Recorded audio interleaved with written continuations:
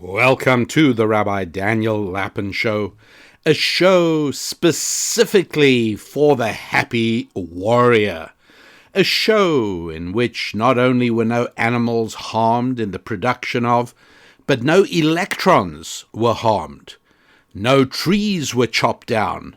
Yes, this indeed is a sanitized Rabbi Daniel Lapin Show, specially for people who either aspire to be happy warriors or who are happy warriors. Because one thing about happy warriors is they are not tennis balls floating down the gutter of life.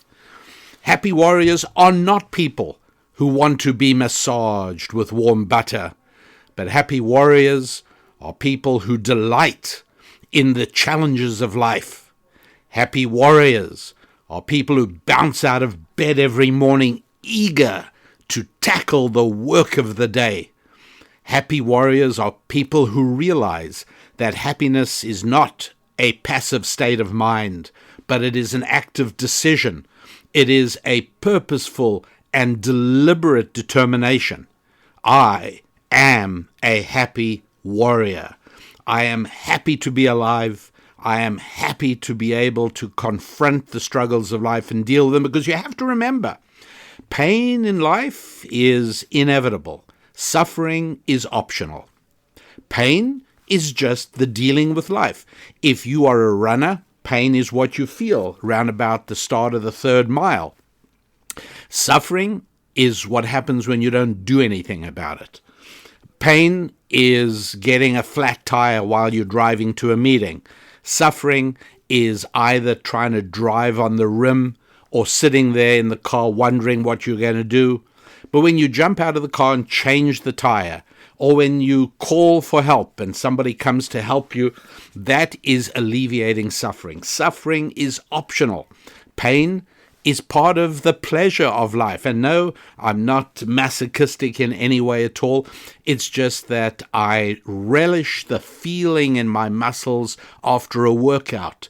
I feel the pain because I remember the great Jack LaLanne said, "No pain, no gain."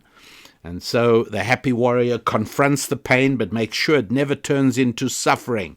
The happy warrior moves ahead forward, eager and confident in his or her ability to confront the challenges of life ahead, even when sometimes the pain is caused by unbelievably asinine and moronic statements, even when they come from somebody who has been elevated on high. Back 5.5 years ago, on January the 20th, 2015, the then president of the United States of America, at the start or early in his middle of his second term, Barack Hussein Obama, said the following during the State of the Union speech on Capitol Hill: No challenge poses a greater threat to future generations than climate change. That's right, President Obama said no challenge at all poses a greater threat to future generations than climate change. And I am here as your rabbi, Rabbi Daniel Lapin, reminding you that the more that things change, the more we need to depend upon those things that never change. And silliness and foolishness from highly placed individuals is something that never changes. However, let's give him credit. I will give him 2 words out of 3. I don't think that climate change is anywhere near posing the greatest threat to future generations over anything else. I think the statement is truly moronic. But I will say that cultural climate change may well be the biggest threat facing future generations. Children coming of age and looking forward to being able to live in peace and prosperity, they're not being threatened by climate change, I assure you, but they are being threatened by cultural climate change in a very, very serious way. So climate change, nah, I don't think so. You've got to remember that just a few years ago, they didn't use climate change. The term was global warming. Now today, that's an anachronistic term, right? Because nobody uses that term global warming that was created to stimulate popular panic by talking about a world supposedly heating up very quickly. But the term global warming did not account for the rather inconvenient truth that there has been negligible global temperature change since 1998, 22 years. So rather than modifying the phrase to suspected global warming, possible global warming, they came up with the term climate change, and it was designed to replace global warming. That way, new realities could emerge to serve the same political purpose. Changes of all sorts: historic snowfalls, record cold, California drought, California wildfires, Australia wildfires, all could be lumped together, supposedly caused by man-made carbon emissions.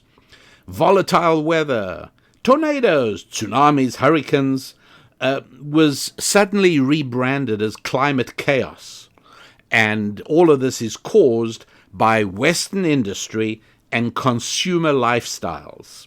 So these things that used to be perfectly normal occurrences and always happened, and always will, are all of a sudden things for which you have to reduce your lifestyle, make your life indescribably more expensive and more uncomfortable, regardless of what China, India, and other places around the world do. But you, as an evil Westerner, your responsibility is to solve the problem of climate change. Well, let's dismiss that as the childish, frivolous foolishness that it is, and let's focus on the real danger: cultural climate change.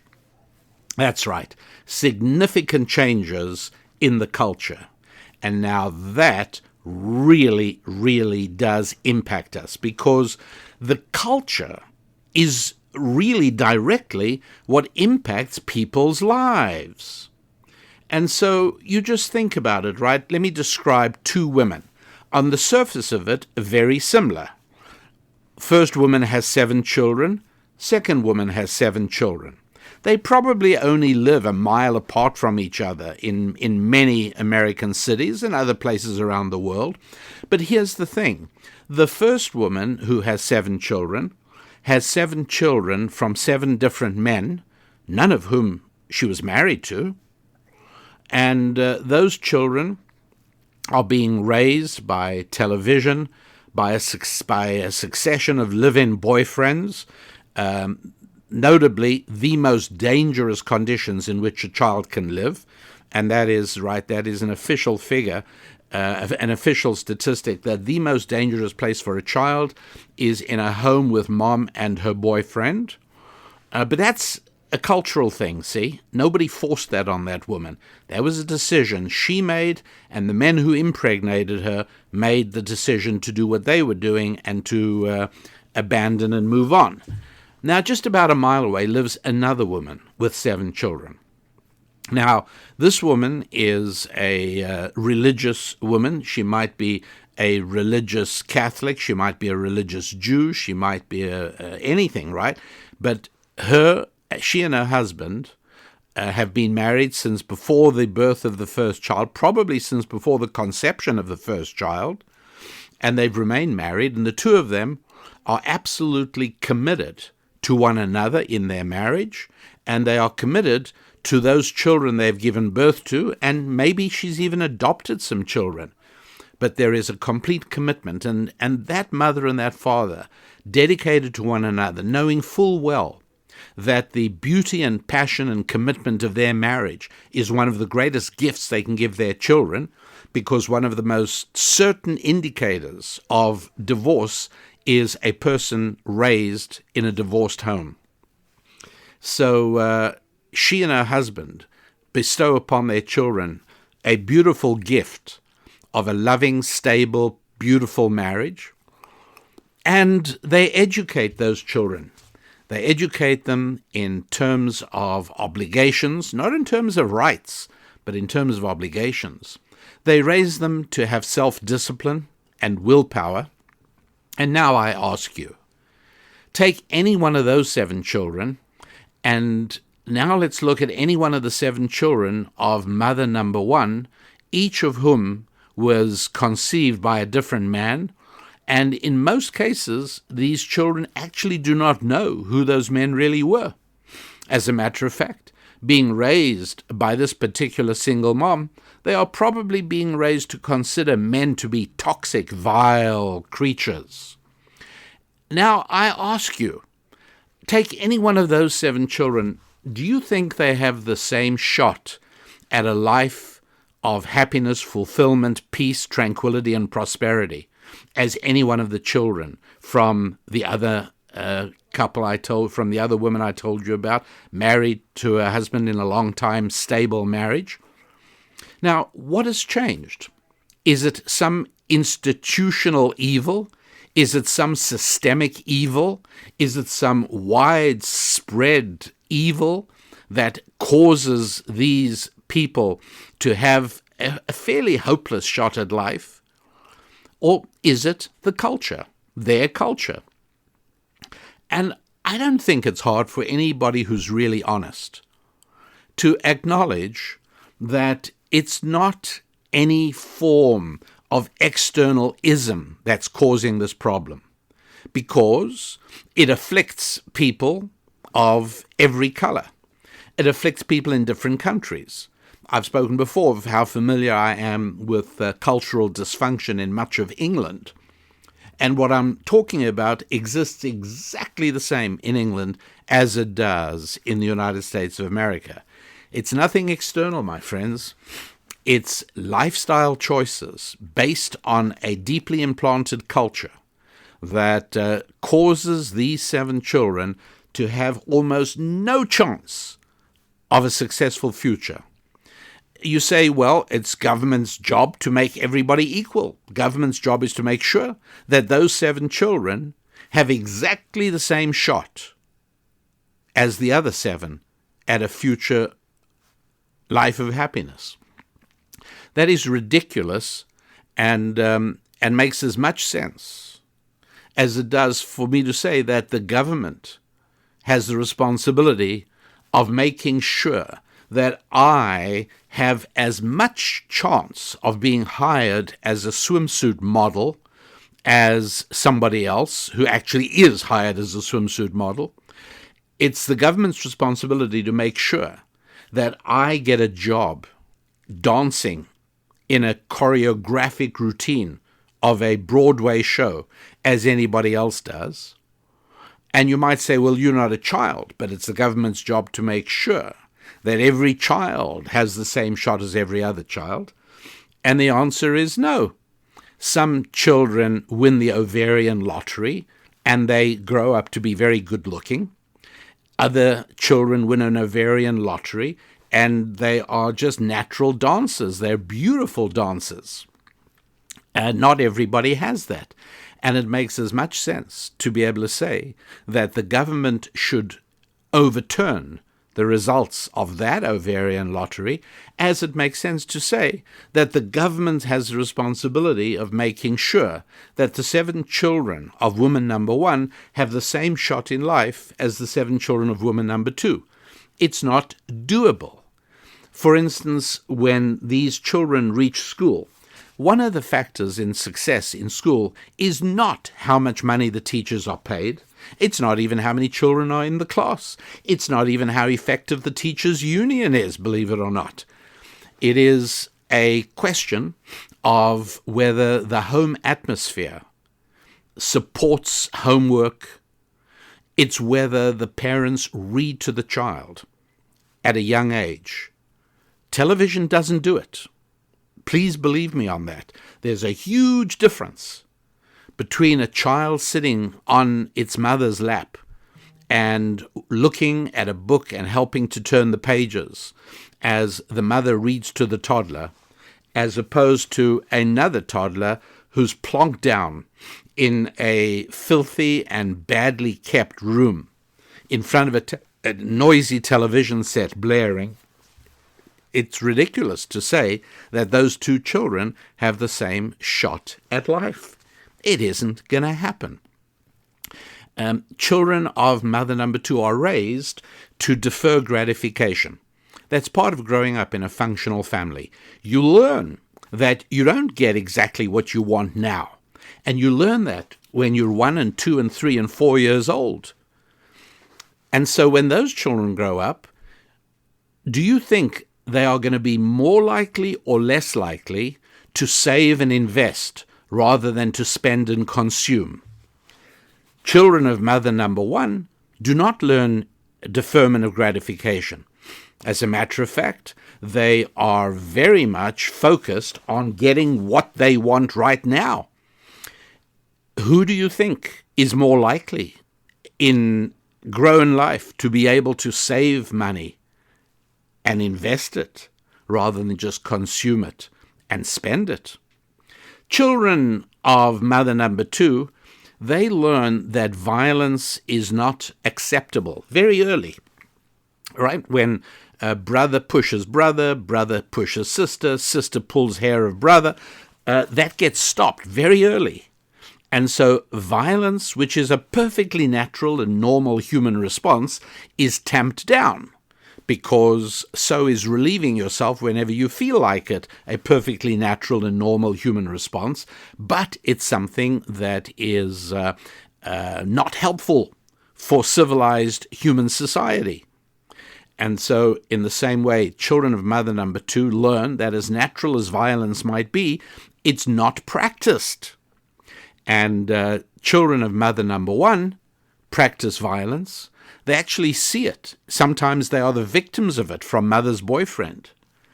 And there it goes. The pattern is predictable. It's true in America. It's true in England.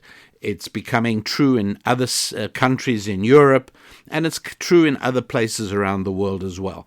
There are two different ways of organizing human society. And one of them is based on a culture that produces chaos and hopelessness, and the other is based on a culture that produces stable, functional families and durable relationships and citizens who are an asset to the countries in which they live. This is perhaps best captured by the idea of Jerusalem versus Athens. Why do I say that? Well, because it so happens that Winston Churchill wrote in his history of the Second World War, he wrote that no two cities have had a greater impact on the world than Jerusalem and Athens. And he was quite right to say that. What he didn't speak about, because it wasn't relevant to what he was discussing, although I'm sure he probably knew about it, is that Jerusalem and Athens are actually at odds with one another. Jerusalem and Athens provide two opposing and utterly incompatible views of human beings and the societies in which they live. As a matter of fact, I think it's safe to say that woman number one and her 7 undisciplined children in their chaotic house are representatives of Athens, while family number 2 is representative of Jerusalem. Family number 2 uses as its guide to reality a book called the Bible, whereas family number 1, I'm falling into the trap of the New York Times. I remember a few years ago when the New York Times made a policy and editorial decision that any group of people living together constitute the word family. I remember when that happened. And what they then were able to do, and the reason I believe they did it, was in order to be able to say that children are at risk in families, that fathers often attack their children. Well, the truth is, of course, as everybody knows, that the very safest place for a child to be is in a home of its biological parents, the mother and father married to one another who conceived him and brought him into the world, or her. That is the most safe place for a child to be. The most dangerous, as I've said, of course, is mom and boyfriend. But the New York Times wanted to make everything the same. And so they instituted the policy, a new editorial decision, that all of these in New York Times stories are going to be referred to as families. And I, your rabbi, who should know so much better than that, you are right to castigate me for that terrible slip-up. I should not have said family number one. It's woman number one. Well, her handbook of choice is a book called The Republic by a Greek philosopher by the name of Plato.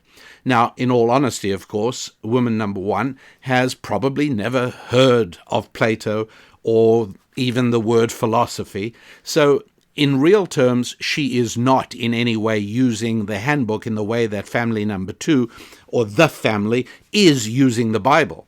It's not as if she keeps a copy of Plato's Republic in her rundown and badly dysfunctional house. She doesn't. But the system that created her and the system of which she is now a part, believing deeply that none of this is her fault, that is the book of Plato's Republic, presenting two incompatible views of human society. The Bible describes the culture adopted by the family I described with 7 children, whereas Plato's Republic speaks about, well, essentially, for convenience's sake, I'm going to say a socialistic world, a world in which government takes upon itself the power and function of a slave owner. That's really what it does. It's taking on the responsibilities of providing employment. It's one of the reasons that the government wants teachers to be government employees and everyone in the medical profession to be a government employee, because the ultimate dream is that the government is the ultimate employer. And so the biblical view that individuals are free to sort themselves out into employer and employed, while the government stands on the side, ready in terms of the community interest to use its power and ability to maintain the free status of employer and employed when inevitable disagreements arise. It's called having a court system, and it's why the founders of the United States of America were so emphatic. It's also why the Bible speaks in terms of 3 separate branches of government. That's right, back to the Bible again.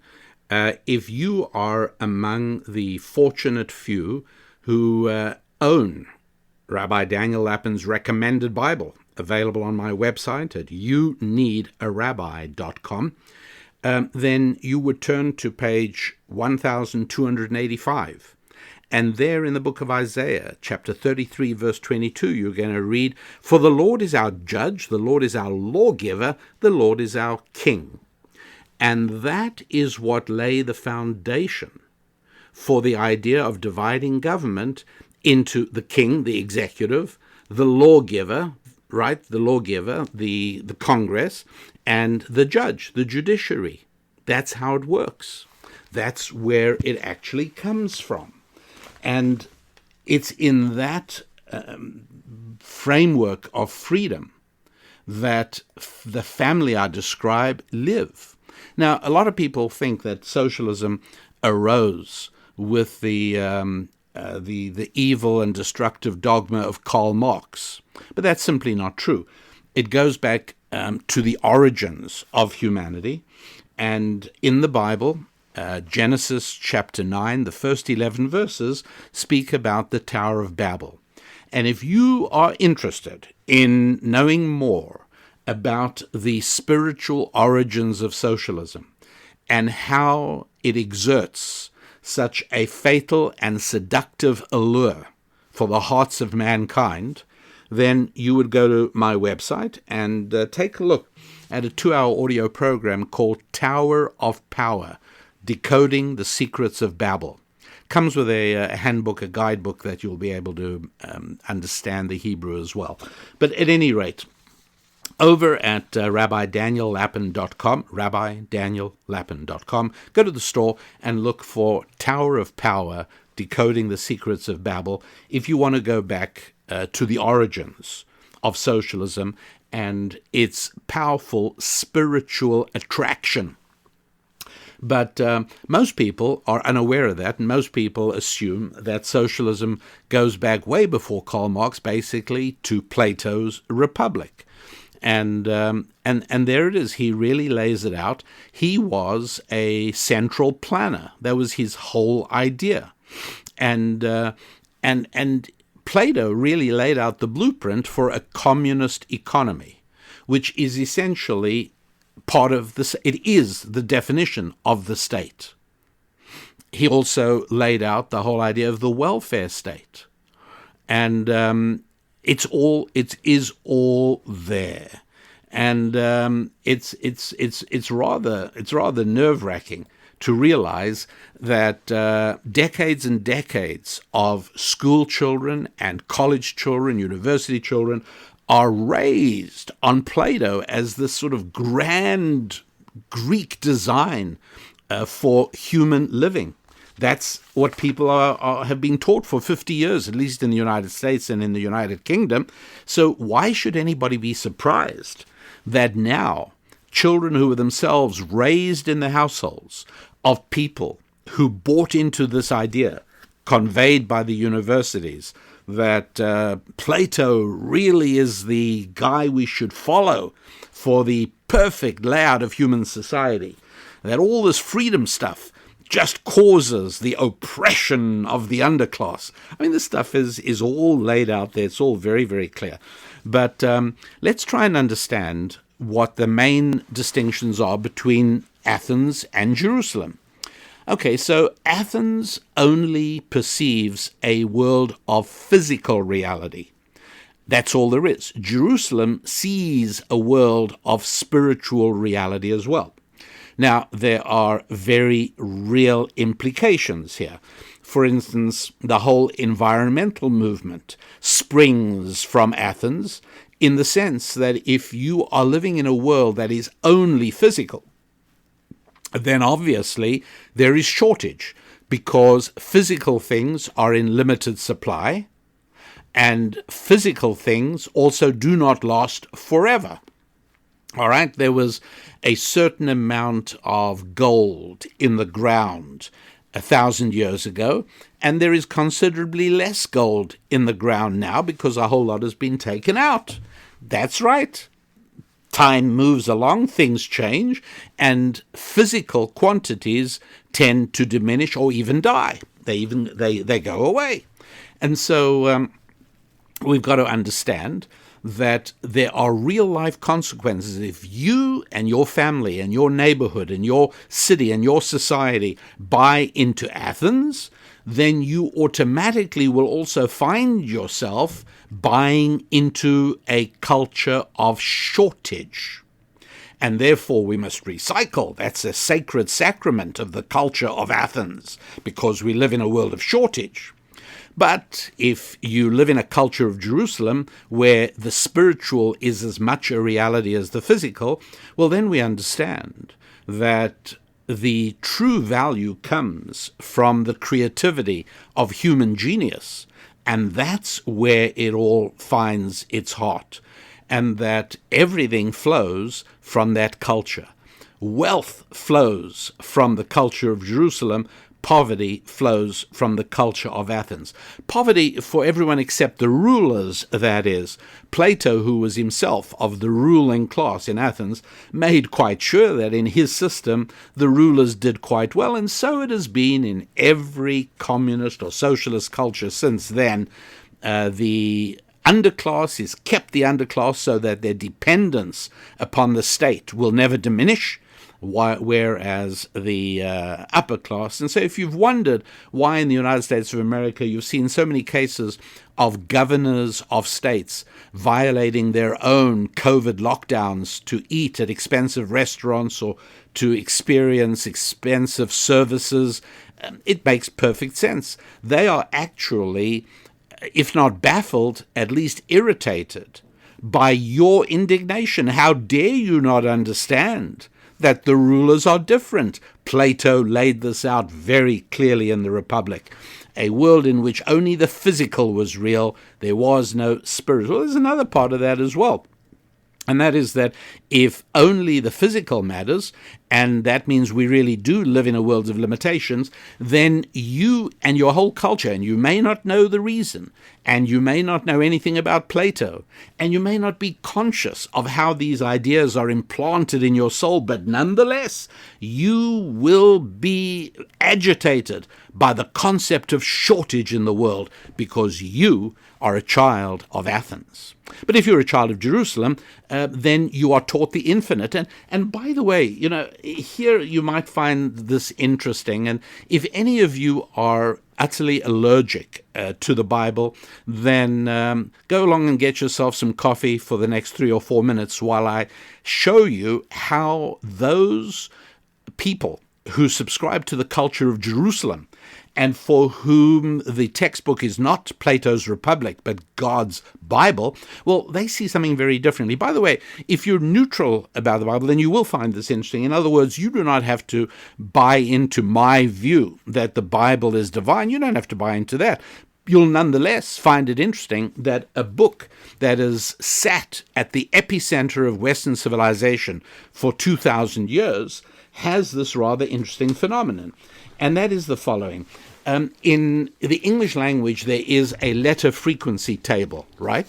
Everybody, I think certainly if you ever played codes with your friends as a child, you probably know that the letter E is number 1 in the frequency table. If you take any typical passage in English, there will be way more E's than there will be Q's or Z's. Right? Well, you know that. As a matter of fact, there'll be way more E's than there are L's, M's, and N's. Many, many, many more. So you could actually look at a passage. Let's say you've got a letter written not in English, but in symbols, where every symbol represents an English letter. And if the very first word is 4 symbols, you might well guess it could be the word dear, and the second letter would be an E. And once you'd identified that, you could go and see the other E's, but you don't have to even do that. You could just check out the whole piece, find the symbol that appears more often than any other, put in an E, and you're on your way. And then we know which letters come next, right? S's come next, etc., and you go down the list. And this works for the first 4, 5, 6 letters, where the frequency table is really statistically very reliable. In the Lord's language, Hebrew, you will not be horrified to hear that this does not exist, and that pretty much all the letters are used all the time. And for those of you who do have some knowledge of Hebrew, you might well say, well, wait a sec, vavs and hays appear more frequently than others, and that is true, but never in roots. Those are the letters making up the Lord's name, and they do appear as prefixes or suffixes or inserts in words for spiritual reasons. And if you have heard any of my Bible teachings, you'll be much more familiar with that. But the point I'm making is that in Hebrew, in a Hebrew text, pretty much all the letters show up around about the same time. So you wouldn't be surprised that by the time we've gone through about 12 verses from in the beginning God created in Hebrew, Bereshit bara Elokim et hashamayim ve'et haaretz, you start off, by the time you reach about 12 verses, you've pretty much covered all the letters of the alphabet. And when you do another 12 verses, all the letters are there. But here's the interesting thing. There's one letter missing. Now, the letter missing is the letter in Hebrew shaped like an O. It doesn't read as an O, it reads like the letter S. It has an S sound, like sugar, but it's shaped just like an O. It's a circle. And this particular letter doesn't show up in the first 12 verses. Now, here's the funny thing. Take any other 12 verses in the Bible, and all the letters will be there, including this letter. When we go another 12 verses to verse 24 in Genesis, we still have all the other letters many times. No letter, it's called the samach, doesn't appear. Do another 12 verses, go to 36 verses in, and still absolutely no appearance of this letter. Finally, 42 verses in, that's chapter 2, verse 11, and again, for you who have made a very, very worthwhile investment in a family heirloom Hebrew Bible. It's a beautiful Bible, and the reasons that I recommend this Bible are made clear at my website, rabbidaniellapin.com, where you can also get the Bible. And I am recording this in the middle of November 2020, and I mention that only because I'm telling you that right now we have only a few more of these Bibles in stock. We've ordered another supply, but it's going to be a couple of months before we have them, and we just don't have an exact arrival date on that. But right now we still have a few, and if I were you, I'd get me and my family one of these right now at rabbidaniellapin.com. It's called Rabbi Daniel Lapin's Recommended Bible, and the reason it's convenient is because here on out I'm going to be giving you page references in this Bible, and that way, for those of you who are actually interested, you can just dive right in and see what I'm talking about. So here we go. Finally, we come to verse 11 in chapter 2. This is the very first time we see this round O-shaped letter. And if you look on the Hebrew side on page 6, and you count down 1, 2, 3, 4, 5, 6, 7 lines, and you go to the sixth word on the line, you will discover that the second letter is the letter I'm talking about. You'll see it's a round O-shaped letter, and you will see, even by careful examination, that this letter has never shown up before. In spite of the fact that from here on out, it shows up at the normal frequency of all other letters. Here's the beautiful thing. You won't be shocked to hear that this is the verse. Let me read the English for you that the verse that this letter appears in.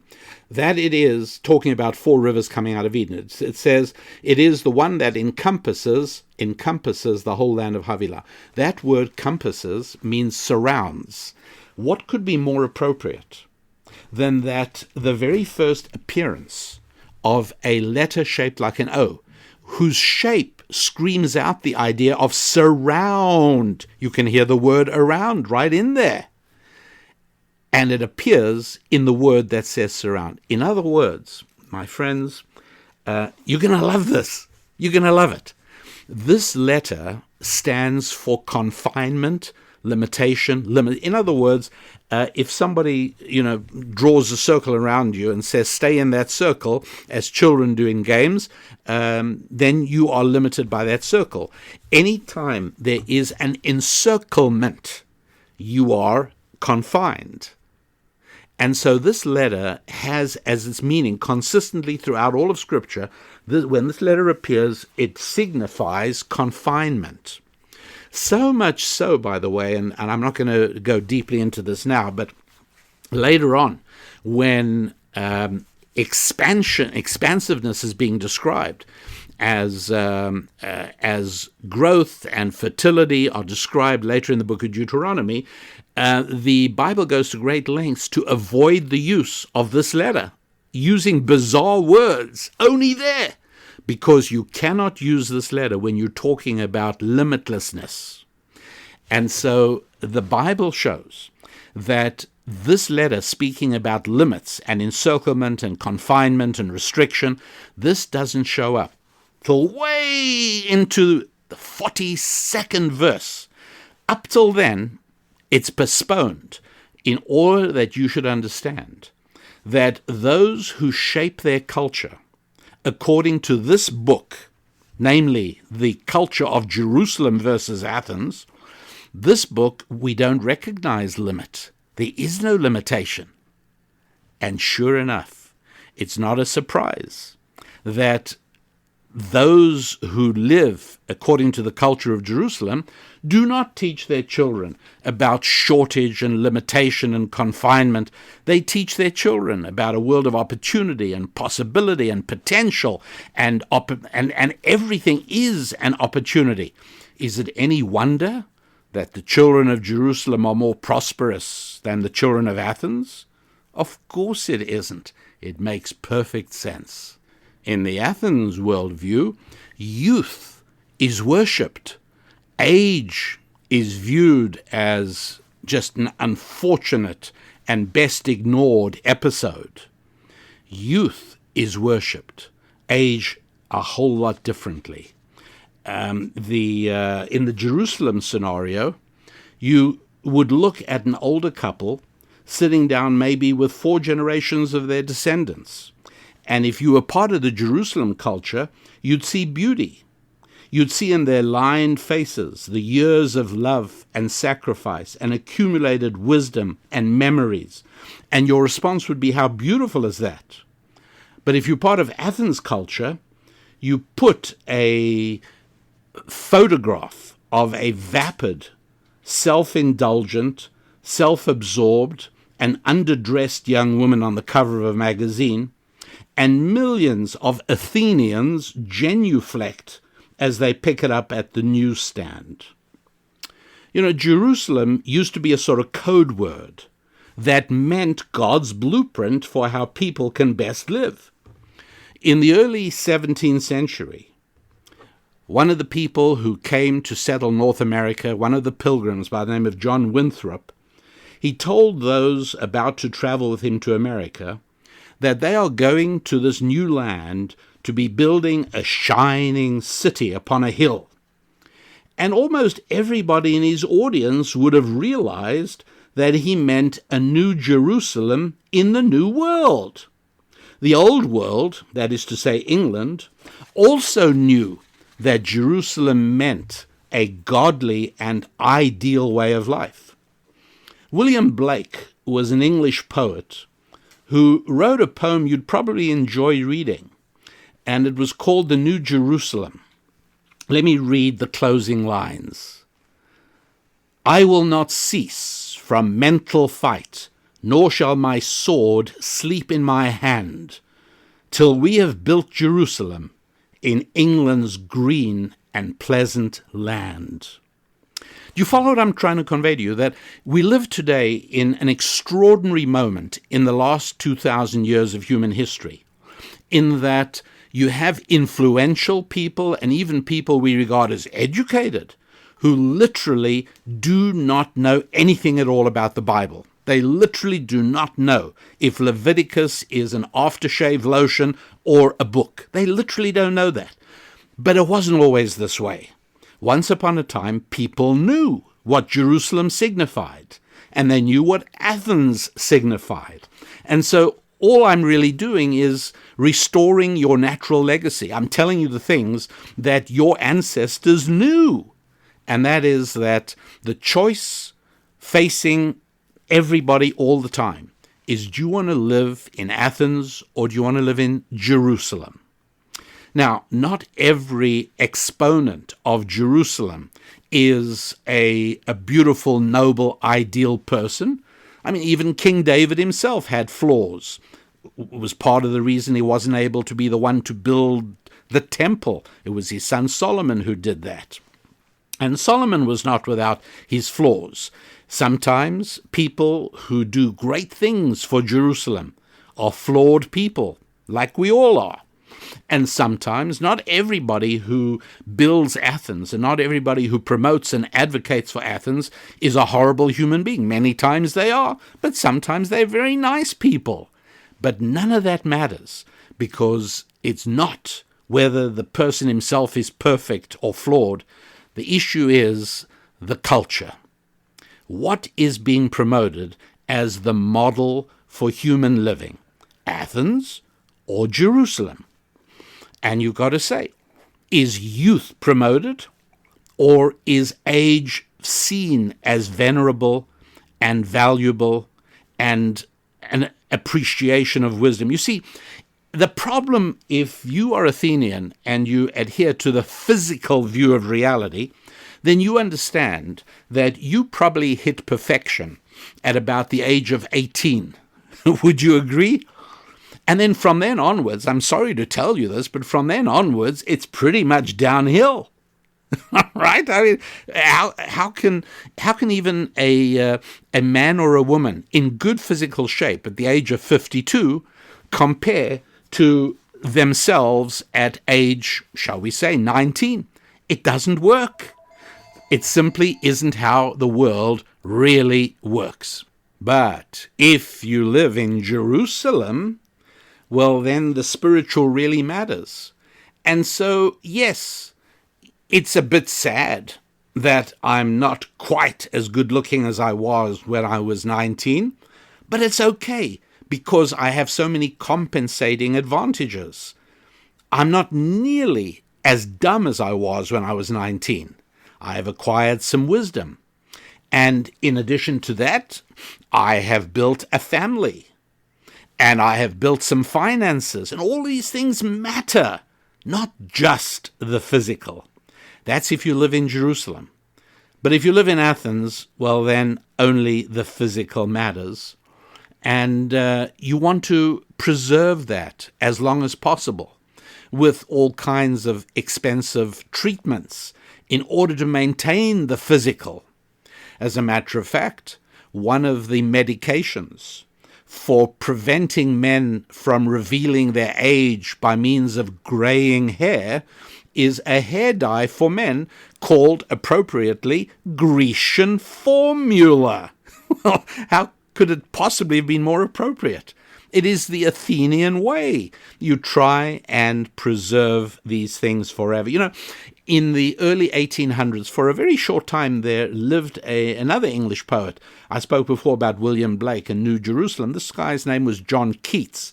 And he lived in the early 1800s, and he wrote a poem called Ode on a Grecian Urn. And it captures so beautifully the Athenian culture that time mustn't pass. The passage of time is a tragedy for an Athenian. Everything must sort of stay in the state of physical perfection in which it now is. And he writes this beautiful poem about a Grecian urn in which there is a picture of a boy chasing a girl through the woods. And here's a line stands in the middle of the poem. Bold lover, never, never canst thou kiss. Though winning near the goal, yet do not grieve, she cannot fade. Though thou hast not thy bliss, for ever wilt thou love, and she be fair. She'll be beautiful forever. She'll be a cover model for a magazine forever. Now, there are disadvantages in that you'll never consummate your passion for her, but so what? At least you understand that this will all last forever. And then the poem ends in the best part of it, the climax, the closing two lines of the poem. Listen to this carefully, because I want you to know how incredibly dangerously destructive this really is. Here are the closing lines of John Keats' Ode on a Grecian Urn. Beauty is truth. Truth is beauty. That's all. You know on earth, and, I read that really badly. Let me try it again. Beauty is truth. Truth, beauty. That is all you know on earth, and all you need to know. Is that really true? Is beauty and truth absolutely interchangeable? Yes, if you are an Athenian, it really is. And that's why art is venerated, no matter how disgusting it is. Much of modern art doesn't matter. Art is venerated. And there is an entire culture with its own temples called art galleries, all dedicated to this Athenian culture. Beauty is truth, truth, beauty. That's all you know on earth and all you need to know. Really? You never met any beautiful, truly evil people? Really? No, not true at all. But it is part of the culture of Athens. How's about the idea of courage and cowardice? Yeah. Again, a physical view of reality based in Athens means that physical survival is more important than anything else. and therefore cowardice is the way to go. Run from a fight. Doesn't matter. Live another day. But the idea of honor and shame, the idea of standing up for a value. Now, a value is spiritual, so there are no such things as values in Athenian culture, and so cowardice is elevated to a moral goodness. They call it pacifism. We're against war, and they elevate their own failure by giving it new names. And that is, whereas courage is very much an aspect of a Jerusalem Bible-based worldview. Another aspect of it is that that Athens prefers sentiments to strategies, because sentiments are always beautiful. But in the real world, very often, in order to produce beauty, there involves a certain amount of struggle. There involves sometimes even a certain amount of ugliness. Yes. In other words, in modern-day Israel, for the beauty of Jerusalem to stand on its hills today, many, many, many men have shed their blood. And that is true in the United States of America, where every Veterans Day, people gather to remember that the beauties of America are only there. You like national parks in America? Well, you can only go to them because so many people spilled their blood. You want to make a nice garden? Well, you have to dig up the weeds. And for those people who like weeds, it's a tragedy. And then you've got to throw down manure, and it smells. Fertilizer smells. But the result is a rose bush at the end. Jerusalem recognizes that strategies are meaningful. Sentiments are nonsensical. There's no value to a sentiment. Oh, I think there should be listen to a beauty pageant winner. I want to see an end to hunger. Very nice. That's a sentiment. Any ideas on how you're going to bring that about? Make sure you understand the difference between sentiments and strategies. Athens specializes in sentiments. Jerusalem insists on strategies. Let me give you a tweet from the woman who would be vice president in a Biden America. On November 12th, 2020, she tweeted the following. Please listen carefully to this. Here it comes. Hope, unity, decency, truth. These are the ideals that will guide a Biden-Harris administration. Get it? Hope, unity. Do you remember President Obama's hope and change? And everybody said, yeah. Everyone who subscribed to the world of Athens thought hope and change was a wonderful way for a new president to announce his plans for America. The people who live in Jerusalem, Americans who live in Jerusalem spiritually, they shook their heads and said, sentiments, not strategies. That's not going to help at all. Athenians hate strategies. One of the reasons that they hated President Trump, and still do, is because he focused on strategies. He didn't know much about pretty sentiments. He actually specifically said what he would do, and they hated that, because Athenians prefer sentiments to strategies. I should mention that George Orwell's genius book entitled 1984, written actually in the 1940s, was a brilliant exposition of how socialism gains power. And he actually speaks very eloquently about this concept, not in so many words as I put it in terms of sentiment versus strategy, but he shows how the minds of people are so easily influenced by pretty sentiments. So please, in your life, running your business, taking care of your family, interacting with friends, do not mistake sentiment for strategy. The two are very different, and the two are very, very important.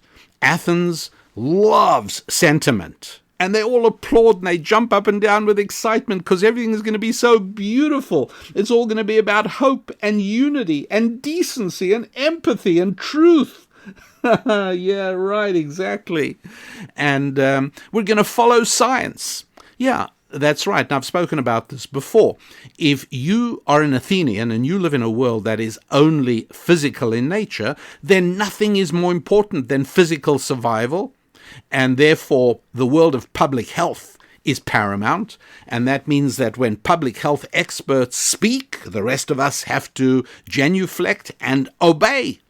But if you live in Jerusalem, then the quality of life involves spiritual realities as well. And part of that is human interaction. And automatically, we of Jerusalem know that economic prosperity results only from interaction of human beings. The only time money is brought into existence is when one human being serves another human being, either by providing him with goods or with services. And that's when wealth is created. When we are reduced in our ability to do that by an Athenian tyranny, well, then don't be surprised if economic reduction is an automatic consequence. It has to be. That's part of the difference and the incompatibility between Jerusalem and Athens. Another part of Athens, which Plato is very strong on in the Republic, is the idea of internationalism. Nationalism is a bad word among Athenians, but it's a wonderful word among Jerusalemites. It doesn't mean that we hate other nations. It's that we accord them the respect of national sovereignty. You are your nation, I am my nation. We've got our way of running our society and our lives. You have your way, and we're happy to proceed on that basis. We're pretty confident that ours will produce the superior nation. But when people come to us and say, well, you're different from other nations, Jerusalemites say, yep, you're right about that, I'll say. But Athenians say, what? We're causing separation between nations. It's the worst possible thing. We believe in internationalism. And here is one of the most beautiful pieces of evidence. And I'm always assuming that there are some people listening to my voice right now who are rolling their eyes and saying, I can't believe this. This is too simplistic. That the world, the culture conflict in humanity today is between Athens and Jerusalem. And Athens pushes internationalism while Jerusalem pushes nationalism. Well, that's exactly true. It's not an accident that the song of communism was called the International. And it's not an accident that a guy who is already appointed to Joe Biden's future in his mind Board of National Health is a guy called Ezekiel Emanuel, who's a brother of Rahm Emanuel, who was one of the architects of the Obama administration. So Ezekiel Emanuel has written an article called An Ethical Framework for Global Vaccine Allocation. You hear that? So America is expending billions of dollars, which had to come from hardworking American citizens who paid often confiscatory rates of taxation. And Ezekiel Emanuel says you might have thought, right? You might have thought that since America developed the vaccine, well, then we should make sure all Americans get it. We're talking about COVID-19, by the way, if you happen to be listening a little bit down the road. And I now have to tell you what the article, Scientific American, if you're interested, a magazine which has really deteriorated and fallen down the abyss of poor journalism because it's become a voice piece for Athens instead of a voice piece just for science. And here's what oncologist Dr. Ezekiel Emanuel, one of 10 advisory board members named to Democratic President-elect Joe Biden's coronavirus task force. He has pushed the United States not to hoard a coronavirus. Here's what one of the key architects of the Obamacare Medical Act in the Obama administration has written. He said he wants everybody to follow in America a fair priority model, which calls for a fair international distribution of vaccine, rather than what he calls vaccine nationalism. You get that? Now, is it any wonder to you that The Rosenbergs, they were a couple who were deeply committed socialists at the time of World War II. As America discovered the atom bomb, do you think that that should have been distributed to all nations on Earth? No. The world did much better by America trying to keep the atom bomb for itself. It was also better for Americans. But the Rosenbergs, because they were Athenians, they took it and handed the secrets of the bomb over to Joseph Stalin in the Soviet Union, and very quickly Russia joined America in the nuclear club. That was not good for the world. That resulted in decades of the Cold War. Okay? You've got to ask yourself, in what sort of world would you be more comfortable? When Iran has the bomb or Canada has the bomb? There's a difference between Iran and Canada because we recognize nations exist and nations are different. And it is good that we live in a world of different nations. But Athens believes only in the international model, all the same. And in the same way as the traders, Rosenberg, Ethel and Julius Rosenberg, they decided that it's not right for America to hoard nuclear secrets, and they distributed it. Ezekiel Emanuel says, hey, even if many Americans die, it would still be wrong to hoard it in a form of what he called vaccine nationalism. Yes, some Americans will die, but it's more correct, it's fairer, it's appropriate to distribute the vaccine internationally. So it should remain equal because Athens believes in equality and Jerusalem believes in freedom. These are very, very major differences. Athens believes in the sanctity of government and in government education. And Jerusalemites in the United States of America, at any rate, in a fatal and fateful decision going back more than 50 years, decided to hand over education in America to Athens. And so for more than 50 years, children growing into adults have been educated by Athenians. And no surprise, now, year 2020, they're doing everything they can to turn America into an Athenian model instead of a Jerusalem model. That is what has happened because Athens venerates government and universities. Not surprisingly, universities are really the home of Greek Athenian thinking. It's one of the reasons that in some of the great universities in America, the main building is built to resemble the Parthenon on the Acropolis in Athens. And it's why something called the Greek system is set up in universities, where people are part of houses that are given Greek letter names, all because, in a way that may be a lot less known to most people today, but once upon a time was clearly understood, Athens stands for a very specific set of values that I am endeavoring to impart to you today. So not surprisingly, universities as the place where government perpetuates its worldview are venerated. But Jerusalem venerates the home and the family. It could not be more different. And so, yes, all of these aspects of Jerusalem and Athens are what shape exactly what's going on in the culture today, whether it's Jerusalem and Athens in America or Jerusalem and Athens in the United Kingdom. Consider, for example, the whole Brexit controversy. The whole controversy was whether England should remain part of the economic union of Europe or whether they should be their own nation. And for people who believed in Jerusalem in the United Kingdom, they said, it's enough we've handed over sovereignty to Brussels. A United Nations of Europe has the power to decide what sort of light bulbs we can put in our homes and what sort of shower heads must be in our bathrooms. Yes, just like America.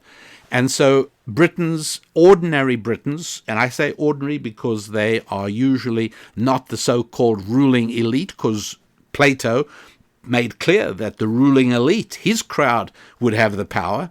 But the ordinary Jerusalemites in England said, enough of that, and we want out of the EU. And so they called it the Brexit movement.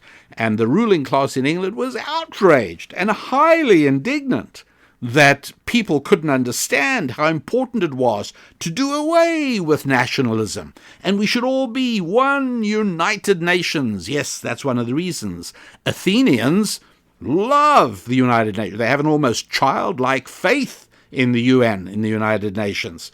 And Jerusalemites, we Jerusalemites, know full well what a complete and utter farce is the expensive and totally unnecessary organization known as the United Nations. They couldn't even do the coronavirus right. The World Health Organization made a complete mess of that as well.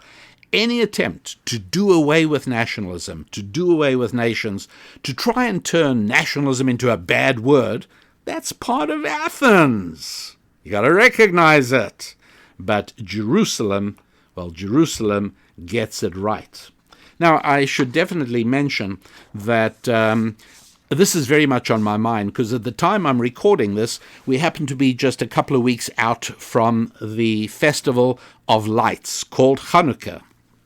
And it is a time of the year when we Hebrews focus very much on the gap between Jerusalem and Athens, between the incompatible and opposing moral visions of Jerusalem and Athens, the incompatible and opposing views of human beings and human society. All of that very much a part of Hanukkah. And we created a very beautiful, very condensed and packed audio teaching program called Festival of Lights. Transform your 24/7 existence into a 25/8 life. Right? 24/7, 25/8. When you hear the program, you'll understand the significance. But it's called Festival of Lights. Transform your 24/7 existence into a 25/8 life. And you want to get hold of it. It's very inexpensive, the cost of a cup of coffee. If you go to a certain unnamed coffee outlet that has yet to become a sponsor of this program, hence I will not name their name, but if you do go over to RabbiDanielLappin.com, you will be able to see not only Rabbi Daniel Lappin's recommended Bible, but you'll be able to download right now, here and now, with no delay, the audio program called Festival of Lights, Transform Your 24/7 Existence into a 25/8 Life. And you will not be sorry. It will open your eyes, even beyond, way beyond what I have covered in today's episode of the Rabbi Daniel Lappin Show. So, my friends, I appreciate you being part of the show, and thank you so much for sharing news on the show. Just before I prepared the show, got an email from Zeke in Malaysia. Listens to the show regularly over there in Malaysia. Zeke, thanks for writing.